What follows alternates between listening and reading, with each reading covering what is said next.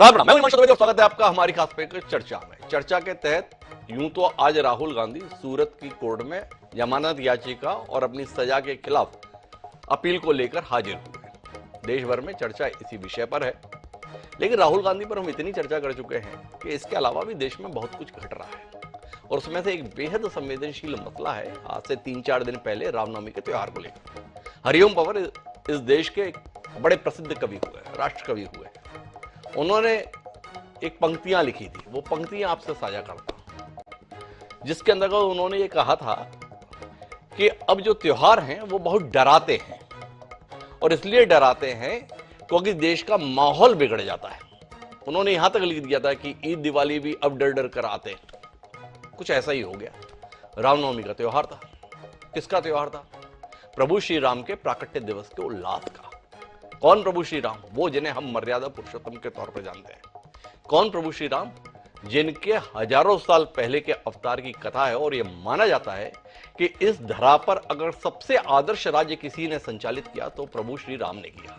राम राज्य की परिकल्पना के साथ में ही बात कही जाती है। पर उन्हीं राम के जन्म दिवस के मौके पर जो कुछ देश में घटित होता है वो अपने आप में बड़ा चौंकाता है, पीड़ा पैदा करता है। इस बार भी ऐसा ही हुआ। रामनवमी आई, रामनवमी के साथ में विवाद भी आया। विवाद के तहत देश में छुटपुट घटनाएं हुई, बिहार से लेकर बंगाल तक। लेकिन जो कुछ अभी भी हो रहा है वो चिंता में डालने वाला है, परेशान करने वाला है, गुस्सा दिलाने वाला है और हम इसी पर बात करेंगे और यही हमारा विषय है। बिहार से बंगाल नफरती बवाल।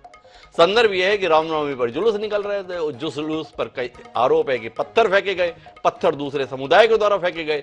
वहां पर गैर भाजपा शासित सरकारें हैं, उन सरकारों ने इस घटनाक्रम के संदर्भ में जिस तरीके का रवैया अपनाया उसके खिलाफ भाजपा मुखर है।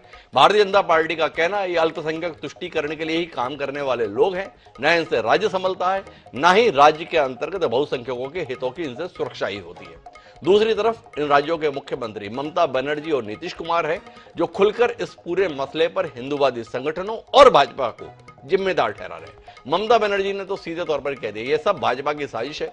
भाजपा बंगाल में लगातार ये जताने की कोशिश करती है कि यहां पर सब कुछ अराजक है, कानून व्यवस्था खराब है और इसके लिए बाहर से गुंडे भेजकर मेरे राज्य में माहौल खराब किया जाता है। नीतीश कुमार भी लगभग वैसी ही बात कर रहे हैं। बिहार के संदर्भ में बात करें तो सासाराम और नालंदा, इन दोनों जिलों में हिंसा अभी तक जारी है। सासाराम में आज भी बम फटने की घटनाएं घटित हुई हैं। नालंदा जिला जिसके संदर्भ में हम जिक्र कर रहे हैं वो नीतीश कुमार का अपना गृह जिला है, पर उस नालंदा के बिहार शरीफ जो जिला मुख्यालय है वहां पर भी हालात अभी भी तनावपूर्ण बने हुए हैं। वो हालात इस कदर बिहार में तनावपूर्ण है कि देश के गृह मंत्री अमित शाह ने बाकायदा सवाल लेकर यह कहा कि मुझे सासाराम जाना था लेकिन वहां के हालात ऐसे नहीं रहे जिसके तहत मैं वहां जा पाऊं। दूसरी तरफ बंगाल के संदर्भ में तो कहने क्या है, बंगाल में ममता बनर्जी और भाजपा के बीच में जुबानी जंग ऐसी महसूस होती है कि जैसे हिंदुस्तान पाकिस्तान के बीच में परस्पर बयान चल रहे हैं। तो आज हम इसी पर बात करेंगे, समझने की कोशिश करेंगे कि रामनवमी जैसा पावन पर्व क्या इन विवादों के लिए ही अब देश में पहचाना जाएगा। समझने की कोशिश हम ये भी करेंगे कि गैर भाजपा शासित राज्यों में ही अब हिंदू त्योहारों के मौके पर इस प्रकार की घटनाएं बढ़ चढ़कर क्यों होती है। समझने की कोशिश ये भी करेंगे कि ऐसी घटनाओं के संदर्भ में हमेशा गैर भाजपा शासित राज्यों के मुखिया हिंदूवादी संगठनों को या भारतीय जनता पार्टी को जिम्मेदार ठहरा कर क्या कुछ हासिल करना चाहते हैं। समझने की कोशिश ये भी करेंगे कि भारतीय जनता पार्टी को ऐसे अवसरों पर आक्रामक बयानबाजी करके क्या वाकई सियासी फायदा होता है। कुल मिलाकर सवाल बहुत तेरे हैं जिनके उत्तर खोजने की कोशिश हमें कार्यक्रम में करनी है। इस सिलसिले को शुरू करें, अपने मेहमानों से आपका परिचय कराएं।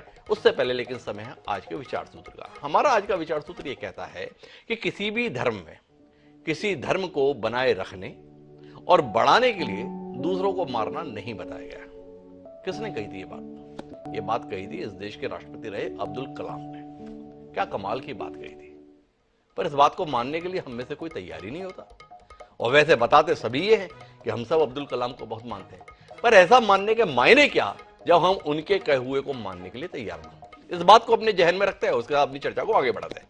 हमारे साथ इस चर्चा का हिस्सा बनने के लिए 4 खास मेहमान जुड़ चुके हैं। हमारे साथ डॉक्टर चिंतामणि मालवीय जी हैं, भारतीय जनता पार्टी के प्रदेश उपाध्यक्ष हैं, तेज तर्रार नेता है।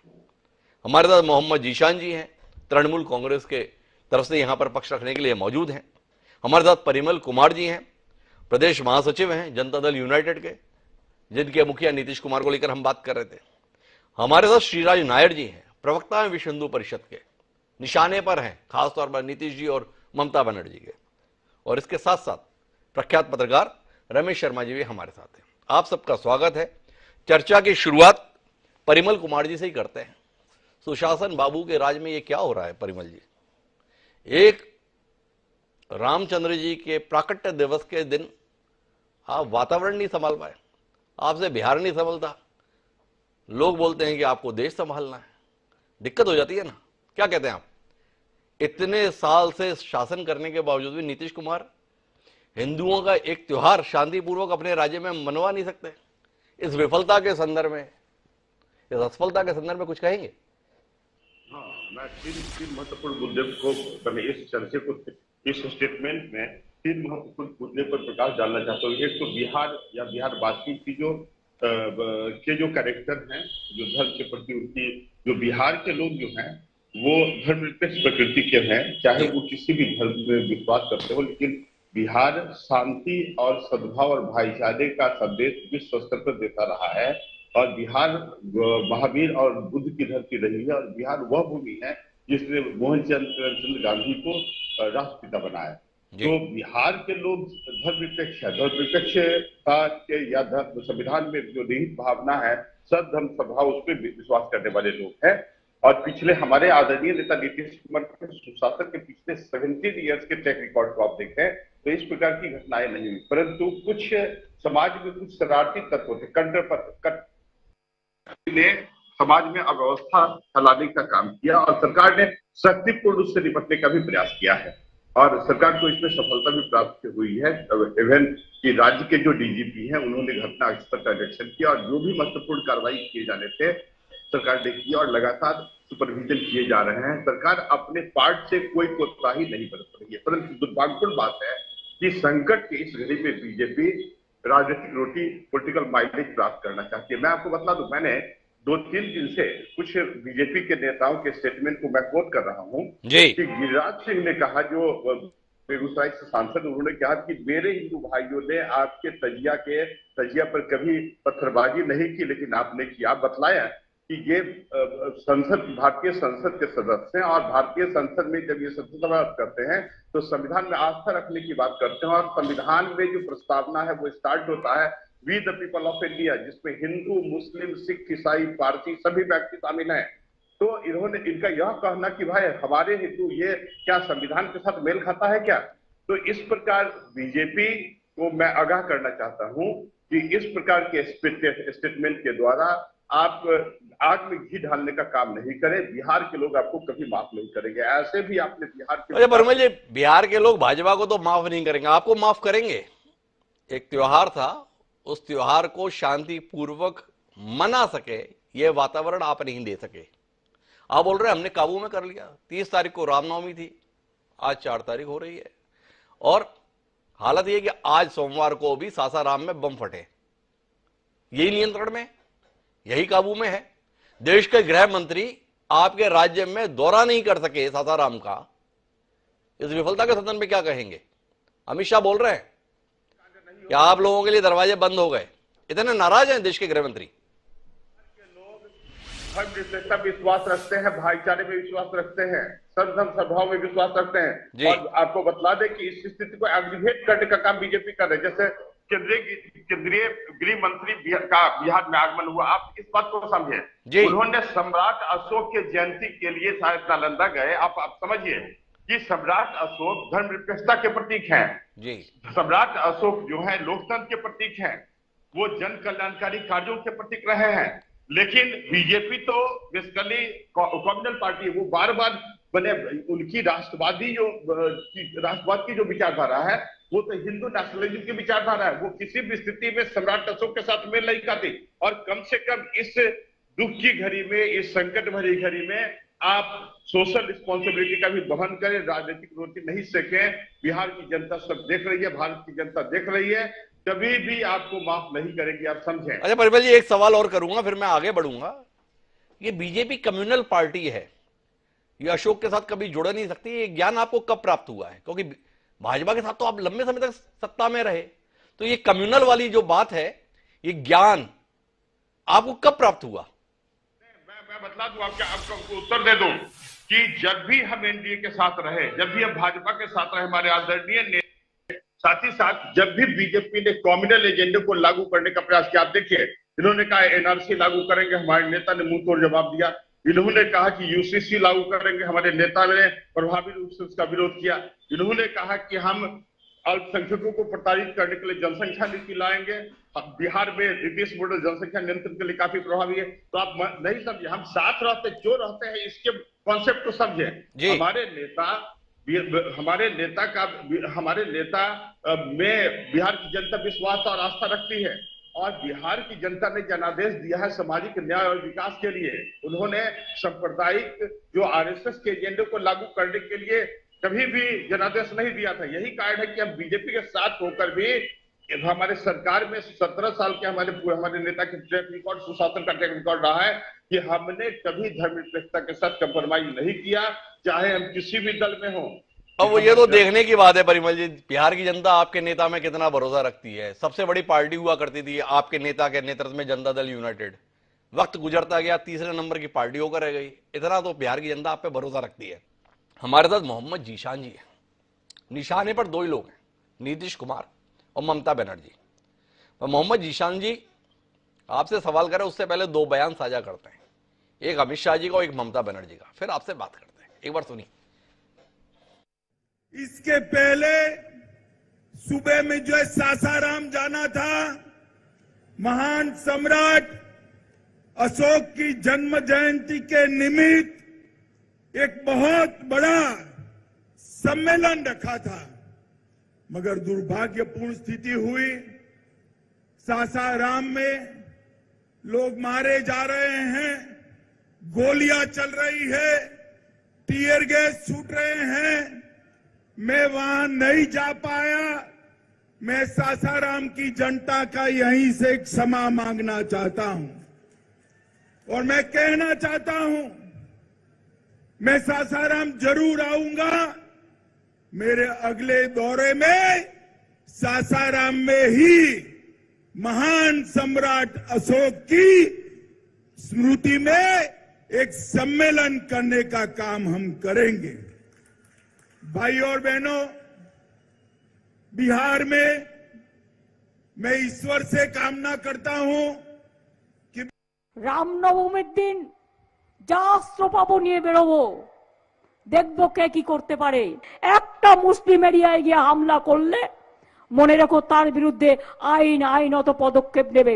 মিছিল মিটিং করার তোমার অধিকার আছে, দাঙ্গা করার অধিকার নেই। সবাইকে বাইরে থেকে ভাড়া করা গুন্ডা দিয়ে মেরে দাও, আগুন লাগিয়ে দাও, দাঙ্গা লাগিয়ে দাও। তোমাদের মিছিল করতে কেউ বারণ করেনি। তুমি তরোয়াল নিয়ে বুলডোজার নিয়ে মিছিল করবার পারমিশন অধিকার তোমায় কে দিয়েছে? আজকে আমি শুনেছি হাওড়ায় ওরা এমনকি বুলডোজারও ইউজ করেছে। What audacity they have goat.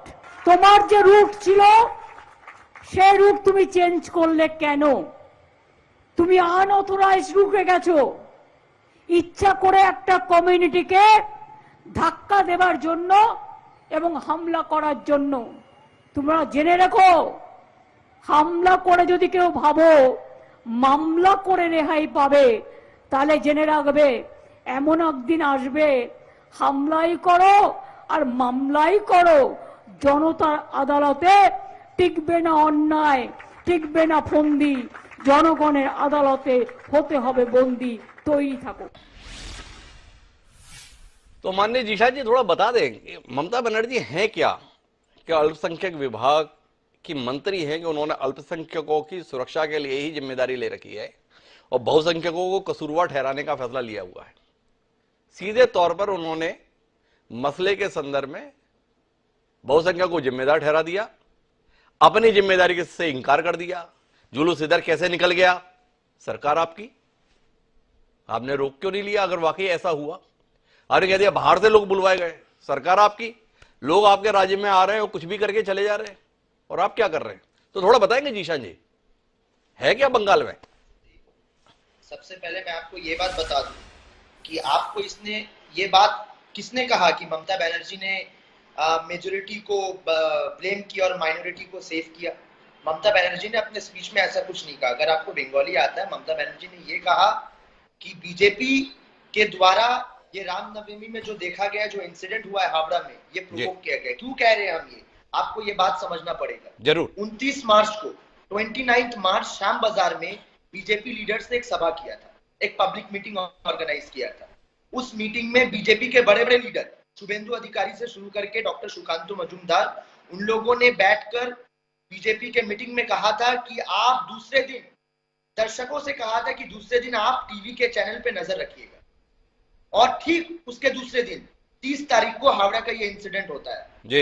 ये क्रोनोलॉजी आपको समझ में आ रहा है हिमांशु जी? और ठीक उससे पहले 29 तारीख को, जिस दिन सुकांतो मजूमदार हो या फिर शुभेंदु अधिकारी हो, उन्होंने जो कहा था दर्शकों को टीवी पे नजर रखना, ठीक उसके 2 दिन पहले वो दिल्ली जाकर अमित शाह से मिलकर आए थे। तो ये क्रोनोलॉजी देश के हर आवाम को समझ में आ रहा है। आप हिमांशु जी मुझे ये बात बताइए, रामनवमी का प्रोसेशन, ममता बनर्जी ने कभी ये नहीं कहा कि रामनवमी का प्रोसेशन या रैली आप नहीं कर सकते।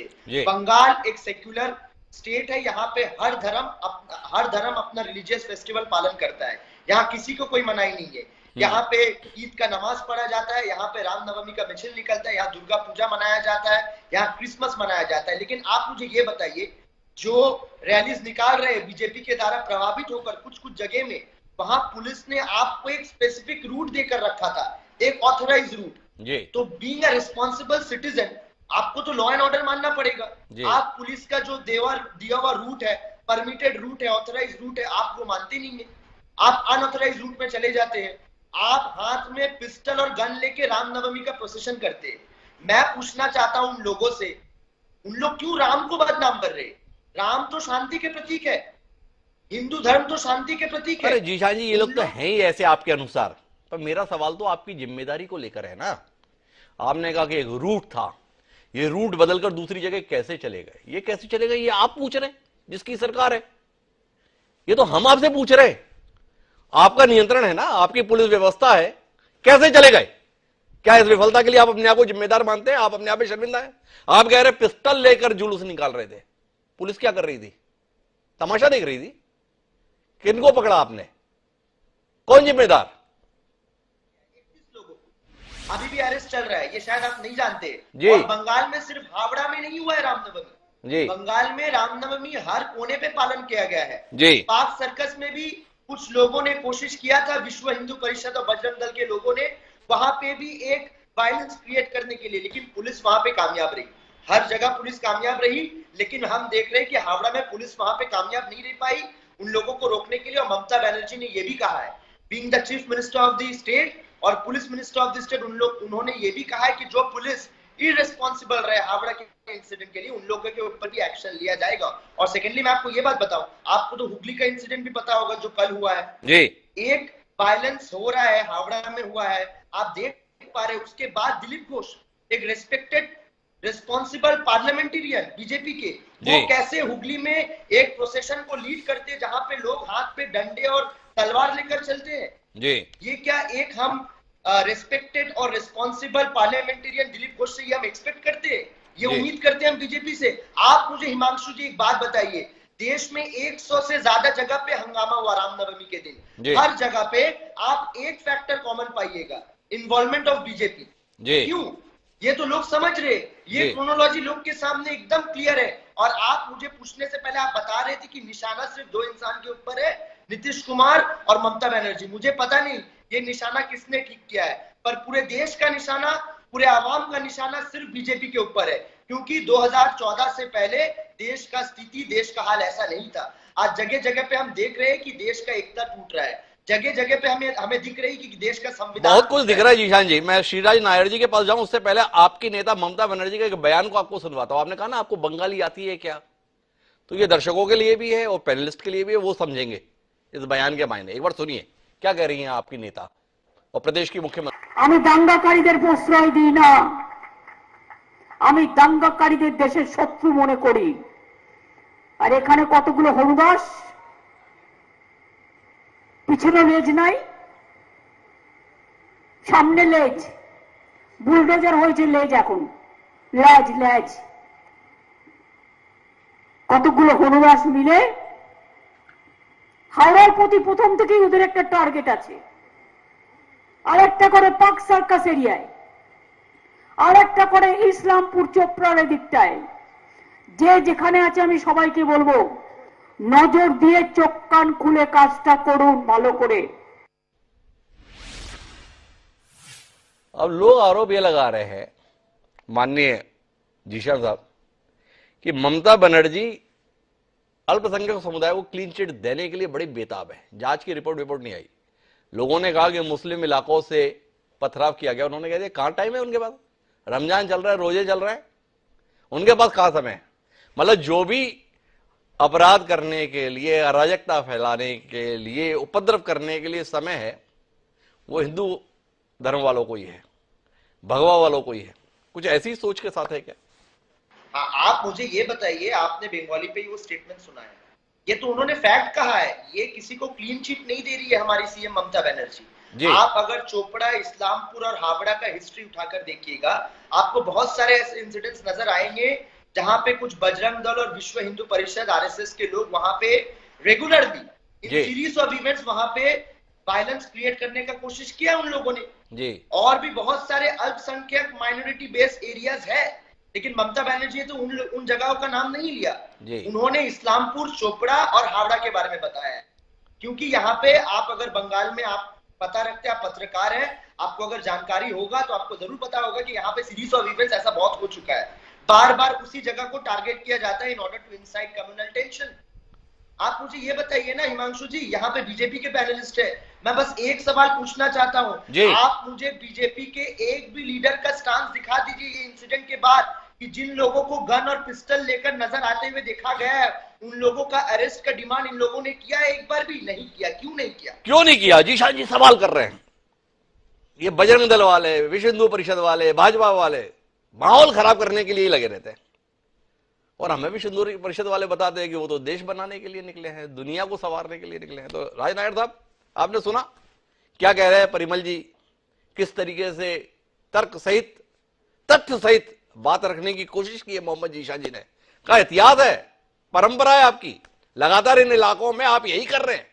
क्या कहते हैं नायर साहब? सही बात है, जीशान साहब एक शांतिप्रिय समुदाय के नुमाइंदे हैं तो वैसे बातें करेंगे। बंगाल में जब से ममता बनर्जी की सरकार बनी है और जब से उनकी सरकार बनी है, लॉ एंड ऑर्डर पूरी तरह से चरमरा गया है जी। हालात, इकोनॉमिकल हालत क्या है ये हम सब जानते हैं। अगले साल पार्लियामेंट के चुनाव है, सीपीआईएम और कांग्रेस जी तीनों ने बड़ी ताकत लगाई, लेकिन मुस्लिम वोटर्स पोलराइज हो गए थे। तो ये उनका सोचा समझा है, ये टाइम टेस्टेड जिसको कहते हैं फॉर्मूला उनको दिख रहा है। तो ये पोलराइजेशन के लिए ये उनके सारे हथकंड है। तो ऐसा नहीं है कि अब ये बिल्ली दूध आग बन करके दूध पिएगी तो बिल्ली को लगता है कोई देखता नहीं है, पर बाकी सब लोग तो देखते ही है ना। तो ये बिल्कुल फिजूल बात है। बंगाल में पूरी तरह से लॉ एंड ऑर्डर चरमरा जा चुका है। हर जगह केवल और केवल वोट बैंक की राजनीति, क्योंकि मालूम है अगली बार चुनाव होंगे तो लोग त्रस्त हैं, लोग हर तरह से त्रस्त है। वहां पर लॉ एंड ऑर्डर पूरी तरह से विफल है। और अगली बार और पिछली बार 18 लोकसभा की सीटें उन्होंने गंवाई थी और बीजेपी ने बहुत ताकत से वहां पर विधानसभा के चुनाव भी लड़े थे। नायर साहब, मेरा जो सवाल है आपसे, देखिए बंगाल में तो आपने बताया दिया लॉ एंड ऑर्डर बिल्कुल ध्वस्त है, तो ऐसे में तो आपको अतिरिक्त सचेत रहना चाहिए, अतिरिक्त सतर्क रहना चाहिए, प्रदेश में शांति व्यवस्था बनी रहे इसके लिए अतिरिक्त प्रयास करना चाहिए। पर आप तो जो है झंडे और डंडे के साथ जुलूस निकालने पर लगे हैं। उसके बाद में आरोप लग रहा है जो रास्ता आपको दिया गया तो उस रास्ते से दाएं बाएं होकर निकल रहे हैं और उन इलाकों से निकल रहे हैं जहां पर माहौल खराब हो जाता है। ऐसा क्यों करते हैं आप?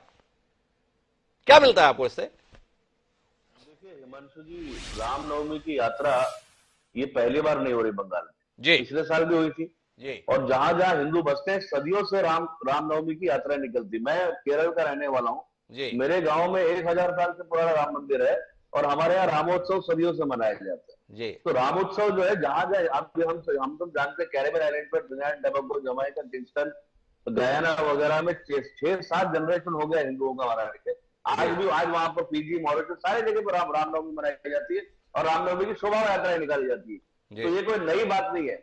दूसरी बात, बंगाल सरकार, होम मिनिस्ट्री उनके कंट्रोल में, उनके अंडर में है। उनकी इंटेलिजेंस एजेंसी क्या सो रही थी क्या? उनकी होम मिनिस्ट्री क्या पूरी तरह से विफल है क्या? अगर रूट बदला तो उनको क्या मालूम नहीं पड़ा कहां से क्या लोग आते हैं, कैसे रूट बदला जाता है? तो ये सब जो है हास्यास्पद बात है। ये सरकार की विफलता वो स्वयं स्वीकार रहे हैं। इसीलिए हमने हमारी दिमाग यही है कि बंगाल को राष्ट्रपति शासन के अंतर्गत सौंप देना चाहिए। बंगाल में ममता जी के बस की बात नहीं है और केवल और इसी तरह से तुष्टीकरण की राजनीति करती रही तो ये लॉर्ड कर्जन पार्ट 2 है। एक लॉर्ड कर्जन ने बंगाल का विभाजन कर दिया। मतलब नायर साहब आपकी बात में थोड़ा समझ नहीं पाया। 293 सीटें हैं बंगाल की, उसमें से 213, 215, 217 सीटें जो है ममता बनर्जी के पास है। वहां का जनादेश, वहां का जनमत, वहां का बहुमत, वहां की जनता की भावनाएं साफ तौर पर दिखाई दे रही हैं कि वो ममता बनर्जी के साथ है। उसका कोई सम्मान नहीं, उसका कोई स्थान नहीं, क्योंकि आपकी सत्ता नहीं है इसलिए राष्ट्रपति शासन लग जाए। वाकई खिसकता हुआ जनाधार दिख रहा है ना। लोकसभा के 18 सीट भी तो गई थी ना पिछली बार, 22 उनको मिली थी और 18 सीट बीजेपी को मिली थी जी। तो ये खिसकता हुआ जनाधार इनसिक्योरिटी है, ये सारे कारनामे करवा रही है। मतलब जो लोकसभा में जनादेश मिला उसके आधार पर राज्य सरकार का फैसला होना चाहिए, अलग से विधानसभा चुनाव की जरूरत ही नहीं है फिर तो नायर साहब, ऐसा ही। देखिए हिमांशु जी, ये सारे के जो हरकतें हो रही है, जो हथकंडे टीएमसी की सरकार कर रही है, ये साफ दिख रहा है ना। अगर ये बोलो रूट बदल दिया तो इनकी पुलिस क्या कर रही थी, इनकी इंटेलिजेंस क्या कर रही थी? बड़ा महत्वपूर्ण सवाल है नायर साहब का। ये सवाल तो मैंने जीशान जी से भी पूछा था, भाई आपकी पुलिस क्या कर रही थी, इसका उत्तर मुझे मिलता नहीं है। पर घूम फिर कर जो बात निकल कर आती है उसमें भाजपा कटघरे में खड़ा करने की चेष्टा की जाती है कि सब कुछ भाजपा का किया धरा है, वो भाजपा के साथ जुड़े हुए संगठनों का किया धरा है। ममता बनर्जी ने तो सीधे तौर पर कह दिया इनसे और कुछ नहीं होता है, तो मेरे बंगाल में अराजकता फैलाने का काम भाजपा करती है। चिंतामणि मालवीय जी मेरे साथ में पूर्व सांसद हैं, आक्रामक तेवर रहते हैं, तो चिंतामणि जी आपसे जानना चाहते हैं क्यों करते हैं आप ऐसा बंगाल और बिहार में? देखिए हिमांशु जी, मैं जवाब दूं, सुन रहे हैं मुझे? बिल्कुल।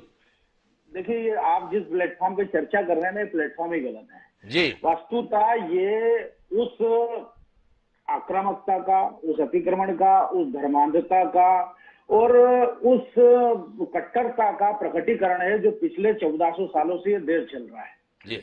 भाई वो बात कर रहे हैं बीजेपी की, इसकी उसकी, मुझे बताइए नवाखली हुआ तो कौन सी बीजेपी थी वहां? अभी वसीरहाट में दंगे हुए, अभी कालियाचक में जो लाखों लोगों को इधर से उधर होना पड़ा, उनके घर लूट लिए, थानों में आग लगा दी, वो किसने किया? वो यही मुस्लिम वर्ग था। तो उसमें ये ना टीएमसी का ये तुष्टीकरण के कारण इनको प्रोत्साहन मिलता है। इसलिए मैंने पूरी डिबेट सुनी आपकी कि भाई क्यों ऐसा होता है, गैर बीजेपी इसलिए होता है क्योंकि ये तुष्टीकरण करते हैं। ये घटना उत्तर प्रदेश में नहीं होती।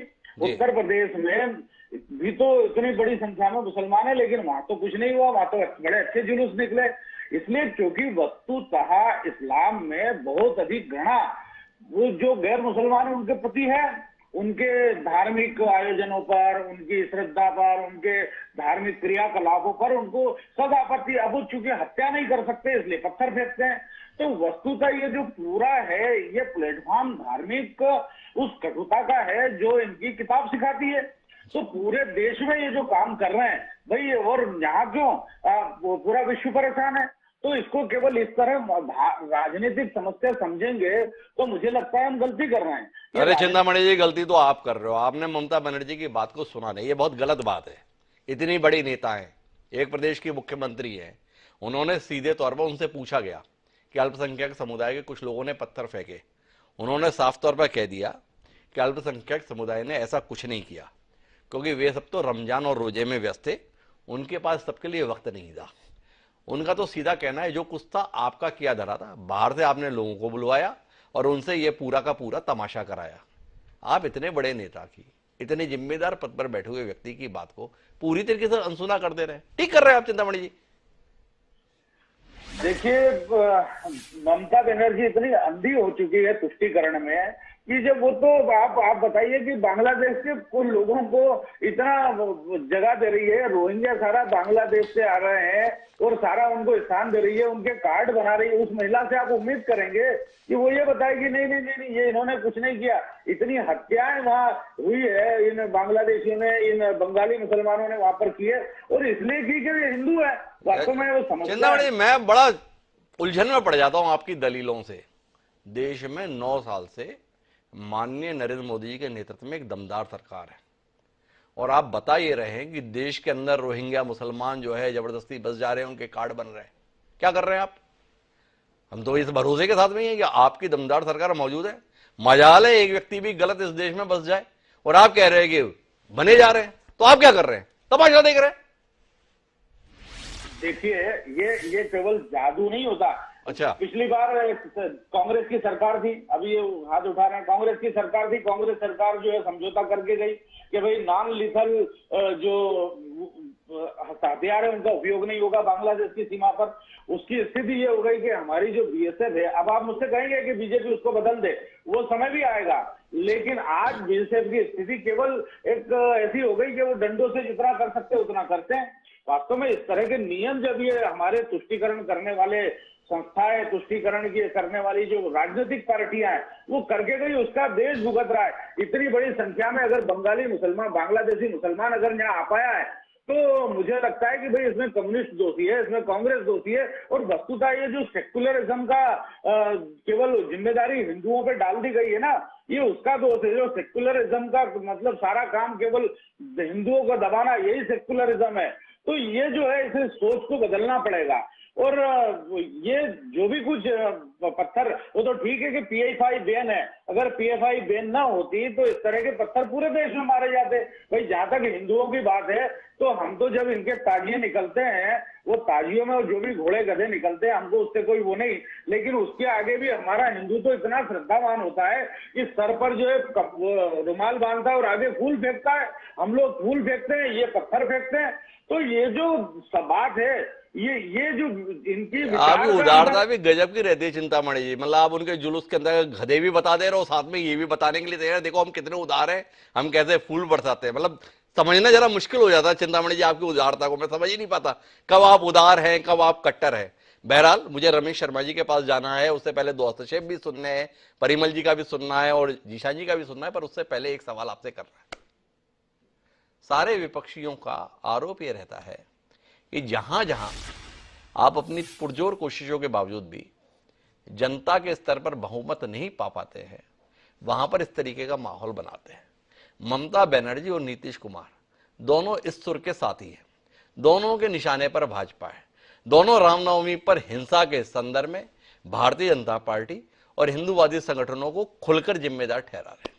क्या कहते हैं आप इस संदर्भ में? कितना मददगार है इनका ये रवैया बाकी देश के संदर्भ में आपके लिए? जी चिंतामणि जी। सॉरी, मुझे लगा कि आपका सवाल रमेश जी से था, इसलिए मैं निश्चिंत था। फिर से आप पूछिए। मेरा सवाल आपसे यह है कि सीधे तौर पर निशाने पे है नीतीश कुमार और ममता बनर्जी, और उनका खुल के आरोप रहता है कि यह सब भाजपा का किया धरा रहता है। जानना आपसे यह है कि इस प्रकार की घटनाएं आपके लिए वाकई कितनी मददगार रहती हैं बाकी देश के संदर्भ में? देखिए, ये सवाल राजनीति का नहीं है, ये हमें तकलीफ पहुंचाती, ये हमें दुख पहुंचाती, वो भारतीय जनता पार्टी हो, कांग्रेस हो, ये कोई सवाल नहीं है, राजनीति का विषय नहीं है। कोई किसी की हत्या होती है, कोई मर जाता है, पत्थर फेंके जाते हैं, तो ये कोई खुशी की बात या कोई ऐसे भारतीय जनता पार्टी का आप जो तय कीजिए। अगर हमको इसमें प्रसन्नता होती तो उत्तर प्रदेश में दंगे हो रहे होते, मध्य प्रदेश में दंगे हो रहे होते। ये नहीं है, क्योंकि कांग्रेस तुष्टीकरण करती है, क्योंकि टीएमसी जो है वो खुद बांग्लादेश की एक पार्टी हो गई है, वो खुद मुस्लिम तुष्टीकरण में इतनी अंधी हो गई है कि वो उनको और कुछ दिखाई नहीं देता है। मुझे संक्षिप्त में हस्तक्षेप लेना है परिमल जी का और जीशान जी का, फिर जाकर रमेश शर्मा जी से विस्तार से बात करें। जी परिमल जी, क्या हुआ? जैसे बीजेपी की जो साथी बोल रहे हैं, मैं आश्चर्य व्यक्त करता हूँ, ये सांसद भी रहे हैं जी। आप समझे कि ये बार बार बोल रहे हैं कि बांग्लादेशी घुसपैठी, तो आखिर सीमा सुरक्षा किसकी रिस्पॉन्सिबिलिटी है? तो जो इंटरनेशनल तो बता दिया ना परिमल जी कितनी मासूमियत के साथ में। क्या है कि वो कांग्रेस की सरकार के संदर्भ में बीएसएफ को कह दिया गया कि आप हथियार का इस्तेमाल नहीं कर सकते, डंडे लेकर हैं, बेचारे क्या करें, समय आने पर उसे वो बदलेंगे, बताया ना उन्होंने, आपने शायद सुना नहीं। बहरहाल जीशा जी, आपको कुछ कहना है? मुझे तो यही कहना है, मेरे ख्याल से चिंतामणि बाबू को ये नहीं पता है कि बंगाल में सिर्फ हिंसा नहीं हुई है रामनवमी के दिन, और भी दूसरे स्टेट्स में, राज्य में दिखा है। मध्य प्रदेश हो, गुजरात हो, उत्तर प्रदेश हो, वहां किसकी सरकार है? अगर बंगाल में लॉ एंड ऑर्डर फेलियर है तो फिर बीजेपी का भी लॉ एंड ऑर्डर फेलियर है वहां पे। उन लोगों के मुख्यमंत्री को भी रिजाइन देना चाहिए, होम मिनिस्टर को रिजाइन देना चाहिए। आपको सिर्फ बंगाली नजर आता है, यही प्रॉब्लम है। बीजेपी को सिर्फ अपने विपक्ष रामनवमी में हमें पता नहीं चला कि वहां पर इस तरीके का कोई उपद्रव हुआ। आपकी जानकारी में है क्या कि उत्तर प्रदेश में एक बड़ा उपद्रव हुआ, 4 दिन तक चल रहा है, मध्य प्रदेश में हुआ 4 दिन तक चल रहा है और उसमें इस तरीके से बताया जा रहा है? बताइए ना जीशान जी। राज्य में हुआ है, सिर्फ बंगाल में तो नहीं हुआ है जी। बंगाल में एक हावड़ा का इंसिडेंट है जहां कोई लोग भी मारे नहीं गए, वो पुलिस कामयाब रही, कोई लाइफ लॉस नहीं हुआ। हम मानते हैं कि एक जगह में वो अनऑथराइज रूट में वो एंटर कर गए जहां पुलिस नाकाम रही इन लोगों को रोकने के लिए, लेकिन एक्शन पुलिस के खिलाफ भी लिया जाएगा। लेकिन यहाँ पे बीजेपी के जो पूर्व सांसद है वो बैठकर बोल रहे कि तुष्टीकरण की राजनीति चलती है। अरे आप बंगाल आइए, मैं इनवाइट करता हूँ चिंतामणि बाबू को, बंगाल आकर देखकर जाइए कि यहाँ हिंदू मुसलमान हम लोग कितने एकता के साथ रहते हैं। तो चिंतामणि जी आपको आमंत्रण मिला है, विचार कीजिएगा। लेकिन मेरे पास चर्चा का विस्तार देने के लिए अब रमेश शर्मा जी के पास रुक करना, और रमेश जी आपसे समझना चाहता हूं ये जो कुछ भी घटित हो रहा है, पहला सवाल तो यह है, ये सायास है या अनायास है, सुनियोजित है या अकस्मात है? क्या देख पा रहे हैं आप? राजनीतिक हितों की पूर्ति के लिए त्योहार माध्यम बन गए, हर वर्ग अपनी सुविधा के अनुसार इस उपद्रव को भुनाना चाहता है, जताना चाहता है। कोई अल्पसंख्यक का मसीहा होना चाह रहा है, कोई बहुसंख्यक का तारणहार होना चाह रहा है, और कुल मिला के देश का माहौल खराब हो रहा है। क्या कहते हैं आप? देखिए, मेरी दृष्टि में जो कुछ हो रहा है वो अनायास नहीं है, वो सायास है जी। और अनायास हम इसको तब कह सकते थे जब ये पहली बार होता है। मैंने जब से होश संभाला है तब से इस तरीके से खासतौर से त्योहारों पर पथराव की घटनाएं मैंने जब से होश संभाला है तब से पढ़ी हुई हैं और सुनी हुई हैं और देखी हुई हैं। इसलिए ये अनायास है, मैं इसको नहीं मान सकता। एक नंबर बात हुई। दूसरी नंबर बात, ये जो घटनाएं घट रही हैं ये ठीक उसी तरह की घटना की है। बंगाल में अगर आप देखें तो 1907 में और 1908 में और 1909 में कितनी जगहों पर पथराव हुआ और हिंसा हुई है, और वो जगहें आजकल अब बांग्लादेश में चली गई हैं। ये इतिहास इस बात का गवाह है। तो कहने का मतलब ये है कि जब भी कभी हिंसा होती है, एक कहावत है कि दूध का जला छाछ फूंक करके पीता है, तो हमने तो दूध के जले नहीं है, हम तो एक प्रकार से पूरी तरीके से देश में इस तरह के हिंसा की ज्वाला में से निकल के आया है। आप देख लीजिए बंटवारे की हिंसा को लेकर के, उसके बाद भी हम इस तरह की घटनाओं को अगर राजनीतिक कह करके किसी राजनीतिक दल पर आरोप लगा करके करेंगे तो इससे उन असामाजिक तत्वों को मौका मिलेगा जो 100-125 साल से इस देश में बंटवारे की राजनीति को कर रहे हैं। तो मुझे एक बात बताइए, हम सेकुलर देश है, तो सेकुलर देश है, तो सेकुलर देश होने के कारण क्या किस गली में मुसलमान रहते हैं तो वहां राम जी का जुलूस नहीं निकल सकता, इसलिए उस पर पाबंदी लगा दी जाएगी? अगर सेकुलर देश है तो कहीं से भी ताजिए का जुलूस निकले, कहीं से भी राम जी का जुलूस निकले। कहां पर एक आबादी विशेष की आबादी ज्यादा है वहां आप राम जी का जुलूस नहीं निकालिए, और निकाल लिया तो फिर हिंसा हो गई। तो कहने का मतलब यह है कि सेकुलरिज्म का पाठ जो है, सबसे पहले तो सरकारों को समझ लेना चाहिए कि अब जहां से जो जुलूस निकलना है, जहां से ताजिए निकलना है वहां से ताजिए निकले, जहां से मुहर्रम का निकलना है वहां से मुहर्रम का जुलूस निकले। रमेश जी, बीच में एक पूछना चाहूंगा, सरकारें क्या करे? अब जुलूस निकले और उसमें नारा लगे, जो हिंदू हित की बात करेगा वही देश पर राज करेगा, और कहां से निकले? मुस्लिम इलाके से निकले। तो सरकार कोशिश करती है, बच लो यार इससे, क्यों टकराव पैदा कर रहा? तो आप क्या कहते हैं, गलती है सरकारों की? देखिए, धार्मिक जुलूस में, रामनवमी के जुलूस में, देवी जी के जुलूस में, कृष्ण जन्माष्टमी के जुलूस में, या भगवान परशुराम जी के जुलूस में इस तरह का कोई नारा लगाता है तो जो हिंदू हित की बात करेगा वो अनुचित है। और धार्मिक जुलूसों में राजनीतिक नारा लगाना, धार्मिक जुलूसों में सांप्रदायिक नारा लगाना, इस पर बिल्कुल कार्रवाई होना चाहिए, और जो लोग इस तरह के नारे लगा रहे हैं उनको बंद करना चाहिए। ठीक उसी प्रकार जो लोग ये आपत्ति करते हैं कि हमारे मोहल्ले से फला जुलूस ना निकले, उन पर भी सख्ती से कार्रवाई होना चाहिए। या तो हम तय कर लें कि हम सेकुलर देश नहीं है, हम सांप्रदायिक देश हैं, और इस तरह के नारे भी रुकने चाहिए। लेकिन मेरा सवाल थोड़ा इससे इतर है रमेश जी, थोड़ा हम देश की वर्तमान स्थिति को देखें। अब ये हो कह रहा है, घटना गुजरात में भी हुई, घंटों में काबू में आ गई। बड़ौदा में हुआ, किसी ने पत्थरबाजी की, 2 से 4 घंटे लगे, जिम्मेदार लोग पकड़े भी गए, उसके बाद कोई पूरी तरह शांति। मुंबई में भी हुआ, एक इलाके में घंटों की बात थी, काबू में आ गए। लेकिन वही बिहार में हुआ, अभी तक धधक रहा है, कहीं कर्फ्यू है, कहीं धारा 144 है। बंगाल में हुआ, अभी तक बयानबाजी का दौर चल रहा है, अभी भी तनाव बना हुआ है। कहने का आशय ये, जो गैर भाजपा शासित राज्य हैं वहां पर ये विषय आसानी से शांत नहीं होते। जहां भाजपा शासित राज्य हैं वहां या तो ऐसी घटनाएं नहीं हो रही, और अगर घटित होती भी हैं तो तुरंत उन पर काबू पा लिया जाता है। क्या आप एक स्पष्ट विभाजन नहीं देख रहे हैं? क्या इसमें आपको दिखाई नहीं दे रहा कि एक बदलता हुआ देश है? इसके संदर्भ में कुछ ये ना, क्या आपको नहीं दिखाई दे रहा कि एक वर्ग विशेष को संतुष्ट करने की कोशिश, एक तरह से एक वर्ग विशेष को संतुष्ट करने की कोशिश दूसरी तरफ से, इस पर कुछ कहिए ना। निश्चित रूप से मैं आपकी इस बात से सहमत हूं। एक वर्ग विशेष को संतुष्ट करने की कोशिशें जो हैं ये पहली बार नहीं हो रही हैं, कुछ लोगों के द्वारा हमेशा से हो रही। एक छोटा सा उदाहरण देना चाहता हूं, मैं देना चाहता हूं सितंबर 1946 का उदाहरण। उस वक्त गांधी जी थे दुनिया में, सितंबर 1946, जब माउंटबेटन ने कहा कि अंतरिम सरकार बनाइए, और यहाँ जब अंतरिम सरकार बनी, आप कल्पना कर सकते हैं उसमें मुस्लिम लीग को, जबकि आप अगस्त 1946 का देखेंगे जहाँ डायरेक्ट एक्शन हुआ, डायरेक्ट एक्शन में बंगाल में कितनी हत्याएं हुई हैं, पंजाब में कितनी हत्याएं हुई हैं। उसके बाद 2 सितंबर 1946 को अंतरिम सरकार में मुस्लिम लीग के 4 मंत्री नेहरू जी ने शामिल किए। तो ये तुष्टि, अच्छा उनको अगर सबको साथ लेना तो हिंदू महासभा के लोगों को साथ क्यों नहीं लिया? तो कुल मिलाकर के हिंदू महासभा को किनारे करके मुस्लिम तुष्टीकरण के लिए ही मुस्लिम लीग के उन लोग प्रतिनिधियों को शामिल लिया, जिसमें आप कल्पना कर सकते हैं उस अंतरिम सरकार में लियाकत अली भी मिनिस्टर थे जो पाकिस्तान के पहले प्रधानमंत्री बने। तो कुल मिलाकर के तुष्टीकरण की ये जो नीतियां चल रही हैं ये कहीं ना कहीं, और बिहार और बंगाल, यहां पर आप नीतीश और ममता से नहीं जोड़िए।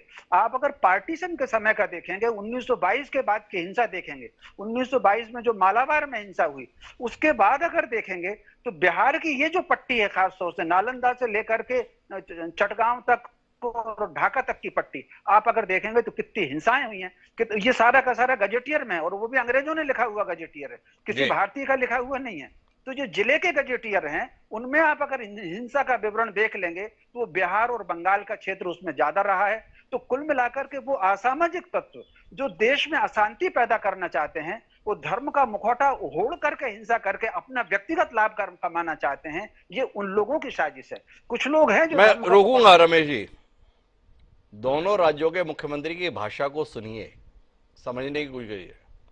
वो इन हिंसाओं के लिए भाजपा को जिम्मेदार ठहरा रहे हैं, आप असामाजिक तत्वों को जिम्मेदार ठहरा रहे हैं।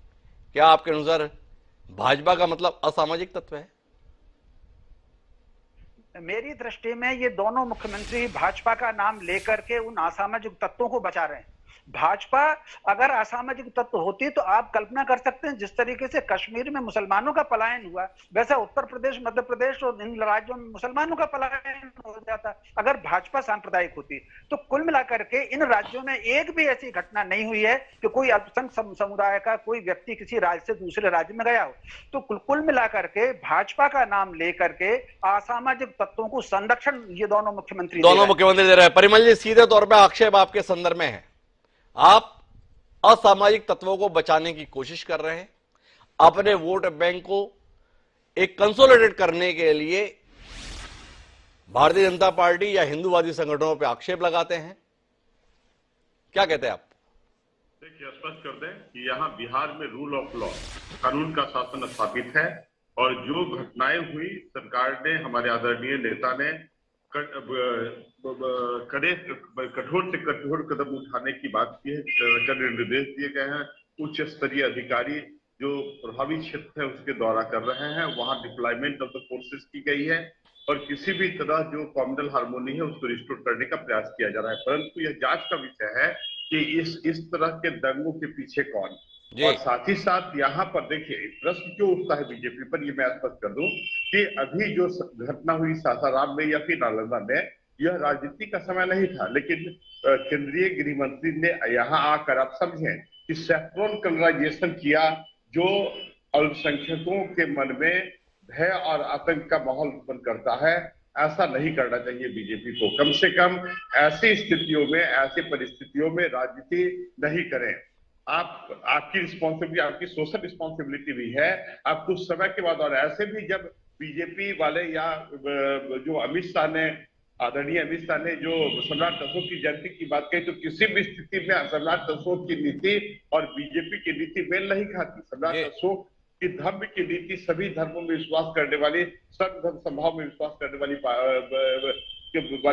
वो के प्रतीक है सम्राट अशोक। तो जबकि बीजेपी तो स्पष्ट रूप से वो हमेशा हिंदू राष्ट्र की कल्पना की बात करती है, हमेशा हिंदू नेशनलिज्म की बात करती है। तो बीजेपी नीतीश कुमार के साथ तो हो सकती है, पर बीजेपी सम्राट अशोक के साथ नहीं हो सकती। ये परिमल जी हमको बता रहे हैं। विचार कीजिएगा परिमल जी, अपनी सोच के संदर्भ, अपने तर्क के संदर्भ में।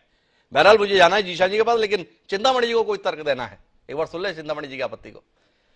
देखिए, मुझे लगता है कि ये इनको परिमल जी को बहुत अध्ययन की आवश्यकता है। ये धर्मनिरपेक्षता का सही अर्थ नहीं समझते हैं जी, और एक ना इनके कॉन्सेप्ट क्लियर है, इनको बहुत अध्ययन की जरूरत है। दूसरी बात ये है कि ये अभी बता रहे थे कि सांप्रदायिक मुद्दे हैं, एनआरसी सांप्रदायिक मुद्दा है, जनसंख्या नियंत्रण और सांप्रदायिक मुद्दे हैं, ये जो बड़े मुद्दे हैं ये सांप्रदायिक है, इसलिए ये भारतीय जनता पार्टी के साथ अलग रुख रखते थे और फिर अलग हो गए। अरे भैया, एनआरसी कब से सांप्रदायिक विषय हो गया? ये तो देश में अगर कोई बांग्लादेशी है, कोई पाकिस्तानी आ गया है जो भारतीय नहीं है, उसको वापस डिपोर्ट करने की बात है। ये सांप्रदायिक विषय कैसे हो गया? ये बताइए कि जनसंख्या का विषय सांप्रदायिक कैसे हो गया? इनको बहुत अध्ययन की जरूरत है। ये इतना अंधे हो गए तुष्टीकरण में कि इनको धर्मनिरपेक्षता का भी अर्थ नहीं मालूम है। धर्मनिरपेक्षता का मतलब केवल हिंदुओं का दोहन, हिंदुओं का सप्रेशन, का शोषण है। तो कुल मिलाकर चिंतामणि जी ने सीधे तौर पर खारिज कर दिया। लेकिन मैं जीशा जी आपके पास आना चाहता हूं। इतना प्रचंड बहुमत मिला विधानसभा में, फिर भी डरते क्यों है भाजपा से इतना? कुछ भी हो तुरंत भाजपा। कहीं आजकल सुई भी गिरती है तो ममता बनर्जी नाम भाजपा का लगाती हैं। ये 3 से जो 70-80 सीटों पर भाजपा पहुंची, डर तो नहीं गए कि अगले चुनाव में ये 180 ना हो जाए? इसलिए भाजपा भाजपा भाजपा हमेशा याद आती है।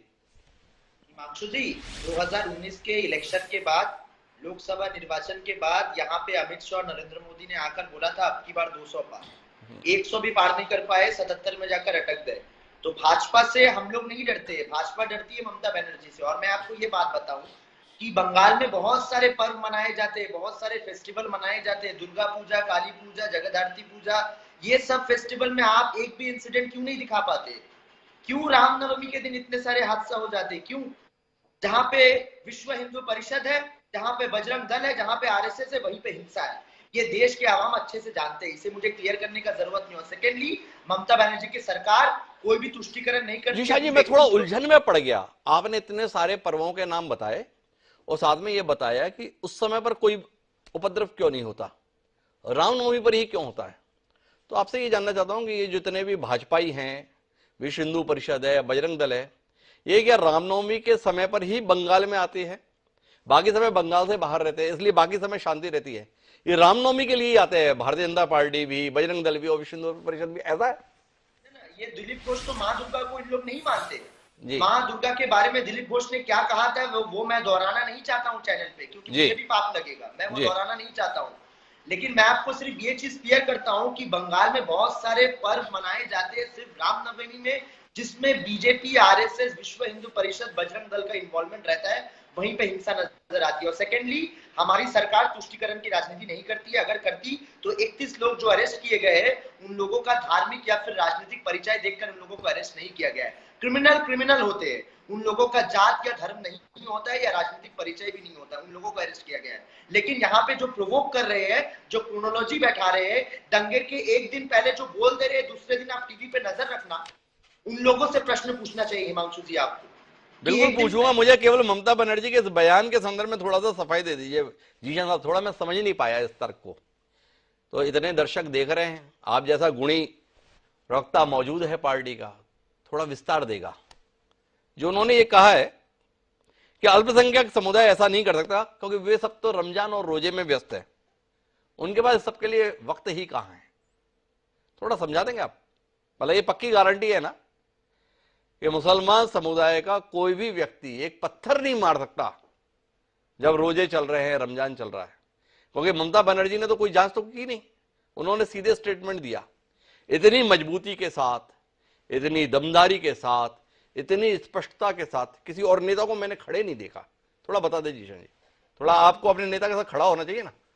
देखिए, मैं आपको एक बात बताता हूँ हिमांशु जी, ममता बनर्जी ने कहा है कि रमजान के महीने में आप मिसकोट मत कीजिए। वो मंच पे फॉर्चुनेटली मैं भी मौजूद था, वो धरने मंच में जहां ममता बनर्जी मैंने अगर मुझे मिसकोट करना होता जीशान जी तो आपसे सवाल ही क्यों करता। मैंने कहा ना कि आप स्पष्टता दे।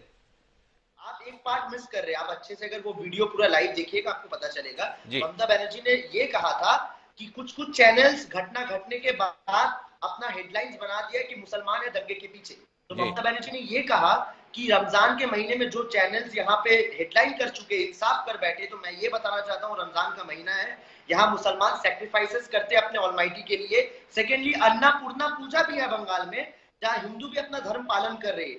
ये जिन लोग ने घटना घटाया ये हिंदू या मुसलमान नहीं, ये दंगाई है जी। हम ना हिंदू को ब्लेम कर रहे हैं ना मुसलमान को, क्योंकि दंगा जो करते हैं ना वो हिंदू हो सकते हैं ना मुसलमान हो सकते हैं, वो केवल भाजपा ही हो सकते हैं। सीधे तौर पर निष्कर्ष ये है। क्या कहते हैं चिंतामणि जी? जीशान जी ने बताया ना हिंदू ना मुसलमान पर भाजपा ही हैं। तो आप कौन से धर्म से ताल्लुक रखते हैं, थोड़ा बताइए तो भाई। झूठ की इतनी पराकाष्ठा जी, मुझे बताइए कि वो केवल रामनवमी की बात कर रहे हैं। पिछली बार दुर्गा पूजा में प्रोसेसन निकले, इसलिए हाईकोर्ट से अनुमति, हाईकोर्ट से ऑर्डर हुआ तो वो प्रोसेसन निकल पाए। ये स्थिति है बंगाल में तुष्टिकरण की। और ये बता रहे हैं कि सारे त्योहार मना रहे हैं, वो तो दिलीप जी माँ दुर्गा को नहीं मानते। आप मानते हो क्या माँ दुर्गा को? ये सवाल करने का आपको क्या हक है कि कोई मानता या नहीं मानता? भाई ये देश को आप अपनी उस किताब के नजरिए से नहीं समझ पाओगे। वो बाहर निकलो मदरसे की सोच से तो आपको समझ में आएगा। जरा देश को समझो, हिंदू को पढ़ो, हिंदुत्व को पढ़ो, यहाँ के दर्शन और यहाँ का जो धार्मिक व्यवस्था उसे पढ़ो, उसे पढ़ो। ये चिंतामणि का कहना है।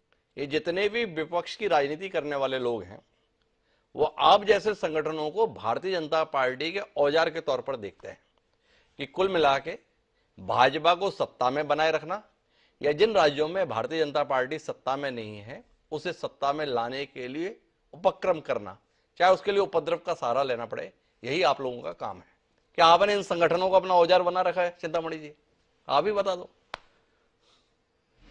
देखिए, ये तो इसमें कहीं विश्व हिंदू परिषद नहीं है। ये जो स्वाभाविक रूप से जुलूस निकलते रहे, ये हिंदू समाज है जो उत्सव धर्मी है, उत्सव प्रिय है, लेकिन हिंदू समाज के उत्सवों पर पत्थर मारना ये शक्ल बन गया है मुसलमानों का। इसलिए ये मुद्दा किसी एक संगठन का नहीं है। ये विश्व हिंदू परिषद इसमें कहां से आ गया? चिंतामणि आप बड़ा जनरलाइज कर देते हैं, शक्ल बन गया है मुसलमानों का। कहां पर बन गया भाई? घटना तो केवल बिहार और बंगाल के संदर्भ में है। एक दो उदाहरण जो है गुजरात और महाराष्ट्र के संदर्भ में है। 20 करोड़ मुसलमान रहते हैं देश में, लगभग सभी हिस्सों में रहते हैं। बाकी जगह तो शांतिपूर्ण ही रहा। जिस उज्जैन में आप बैठे हैं वहां भी शांति से निकल गया कि वहां पे पत्थर पड़े हमें पता नहीं चले। ऐसे एकदम से आपने पूरे मुसलमानों को कटघरे में खड़ा कर दिया। देखिए, सब पत्थर मारने वाले तो मुसलमान ही हैं, क्योंकि भाई उनको जुलूस पर आपत्ति करने की जरूरत क्या है या पत्थर मारने की जरूरत क्या है? तैयारी से बैठे हैं, घरों पे पत्थर रख के बैठे हैं कि भाई हिंदुओं का कोई त्योहार ठीक से ना बन पाए। इनके मन में जो वो एक नफरत है बाकी सब लोगों के प्रति, उस नफरत का प्रकटीकरण। आखिरी टिप्पणी के लिए रमेश जी आपके पास आना चाहता हूं। क्या आपको लगता है कि इतनी कटुता, इतनी वैमनस्यता, इतनी दूरियों के बीच में देश में हम मिलजुल कर रहने की बात करें, माननीय मोहन भागवत जी जो संघ प्रमुख हैं वो डीएनए एक होने की बात करें, दोनों में कोई तारतम्यता है? चिंतामणि जी की बात को आप देखिए, परिमल जी या ईशान जी की बात को देखिए, कहीं गफलत में तो नहीं जी रहे हम लोग? देखिए, मोटे तौर पर इसमें कोई शक नहीं कि ये भाव जिस दिन स्थापित हो जाएगा कि सबका डीएनए एक है, तो कहीं ना कहीं जिस दिन ये भाव स्थापित हो जाएगा, लोगों को भगवान जी की आराधना करने का मार्ग अलग हो सकता है। जिस तरीके से हम अलग अलग पसंद के कपड़े पहनते हैं, उसी तरीके से राष्ट्रीयता का डीएनए जिस दिन स्थापित हो जाएगा उस दिन इस तरह की घटनाएं बंद हो जाएंगी। लेकिन इस देश में कुछ लोग हैं जो देश को कमजोर करना चाहते हैं। जिस तरीके से देश आर्थिक दृष्टि से थोड़ा सा आगे बढ़ रहा है, लोग इसकी तरक्की कर रहे हैं, जो स्पीड रही है, आप अगर 1947 में गरीबी की रेखा का प्रतिशत देखें और 2023 में आकर के प्रतिशत देखें, इसमें सब सरकारों का योगदान है। कांग्रेस का भी योगदान है, भाजपा का भी योगदान है, जो मिलीजुली सरकार रही उनका भी योगदान है। जिस तेजी के साथ गरीबी की रेखा का प्रतिशत बढ़ा है, लोगों ने प्रगति की है, जिस आधार पर हमारे यहाँ के टेक्नोक्रेट्स निकले हैं और विदेशों में जाकर के कंपनियां चला रहे हैं, अमेरिका में, उस आधार पर कुछ देश चिंतित हैं जो इस देश की प्रगति को रोकना चाहते हैं, और उस प्रगति को रोकने के लिए षड्यंत्र पूर्वक ये जो वैमनस्यता फैलाना चाहते हैं, ये उन लोगों का षड्यंत्र है। इसके लिए इसीलिए हमको चाहिए कि जब भी कभी इस तरह की घटनाएं होती हैं, हम किसी संगठन पर, किसी राजनीतिक पर, दल पर आरोप लगाने के बजाय उन असामाजिक तत्वों को पकड़ना चाहिए जो इस तरह की घटनाएं घट रहे हैं और उनके तार किससे जुड़े हुए हैं। ये जो जिस दिन हम नेटवर्क समझ लेंगे उस दिन मैं समझता हूं देश की प्रगति होगी। जिस दिन हम ये बात समझ लेंगे, तो रमेश शर्मा जी इस नतीजे के साथ में है कि ऐसी अराजकता फैलाने वालों को चिन्हित कर कार्रवाई करने पर एक राय हुकूमतों को होना चाहिए, ना कि राजनीतिक दलों को अपनी सुविधा के अनुसार जिम्मेदार ठहराने की कोशिश करनी चाहिए। जांच होने से पहले ही अपने अपने विचार और सुविधा के अनुसार जो जिम्मेदार ठहराने की होड़ है वो देश को कमजोर ही करेगी, और देश को कमजोर ही नहीं करेगी बल्कि देश को विभाजित भी करेगी। अब ये कमजोर करने की कोशिश किस शख्स के संदर्भ में हो रही है, किसकी स्तुति के संदर्भ में हो रही है, ये खासा दुखद है। जिस राम को न केवल इस देश में पूरी दुनिया में आदर्श के तौर पर देखा जाता है, जिसके राम राज्य की कल्पना के साथ में सपना रहता है कि हम भी कुछ ऐसा ही राज्य स्थापित कर पाए, उसके संदर्भ में इस प्रकार का विवाद बेहद दुखद है। क्या इस पर राजनीतिक दल विचार करेंगे और राम को सियासत से दूर रखने के लिए तैयार होंगे, ये सवाल है। उम्मीद करते हैं समय रहते इसका उत्तर हमें मिलेगा। बहरहाल आप सभी मेहमानों का बहुत बहुत धन्यवाद इस चर्चा का हिस्सा बनने के लिए। समय है आज के शेर का। जोड़ने की भावनाओं को व्यक्त करता हमारा आज का शेर ये कहता है, सभी के दीप सुंदर हैं हमारे क्या तुम्हारे क्या, सभी के दीप सुंदर हैं हमारे क्या तुम्हारे क्या, उजाला हर तरफ है इस किनारे क्या उस किनारे क्या। अभी बनारसी ने कितनी सुंदर बात कही थी, पर शायर सुंदर बात कह लेता है, पर हम लोग हैं मानने के लिए तैयार ही नहीं होते। उम्मीद करते हैं सियासत वाले भले ही ना माने, पर हम तो माने, क्योंकि ये देश हमारा भी तो है, हमारी जिम्मेदारी भी तो है। इस आह्वान के साथ, इस आग्रह के साथ, इस अपील के साथ अब मुझे दीजिए, कल फिर मिलेंगे नए विषय के साथ। तब तक के लिए सदा बड़ा।